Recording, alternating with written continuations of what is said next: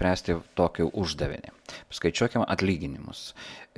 Duotas kiekvieno darbuotojo koeficientas ir yra svertinis koeficientas, visiems bendras ir uždarbis gaunamas koeficientą padauginus iš svertinio koeficiento. Lygų šitą koeficientą dauginam iš šito, kadangi jis yra visiems vienodas, jis nekinta, todėl dedam dolerius, F4 spaudžiam ir užsideda doleriai, absoliuti koordinatė, spaudžiam Enter, turim formulę, tempiam žemyn, visiems paskaičiavom. Viso. Prie to uždarbio pridedamas priedas procentais. Skaičiuojam dabar uždarbį su priedu, tai yra pats uždarbis, plus dabar apskaičiuosim priedą. Uždarbis yra padaugintas iš procentinės išraiškos, tai yra iš 10 procentų, Enter ir turim 550 ir čia tempiam žemyn. Mokesčiai. Mokesčiai yra 10 procentų nuo viso sumos. Reiškia, viso suma 550, todėl lygų šitas 550 padauginam iš 10 procentų arba 0,1 ir Enter įvedam 55, tvarkoj, galim tempti žemyn ir gaunam išmokėti. Aišku, išmokėti yra iš viso atimti mokesčius, o šitos Enter tempiam žemyn. Tempiam žemyn, turim čia.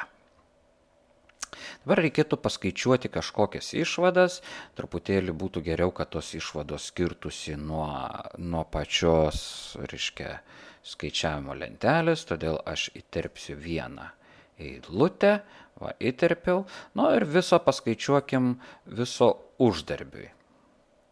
Koks yra uždarbis arba viso uždarbis ir skaičiuojam sumą viso.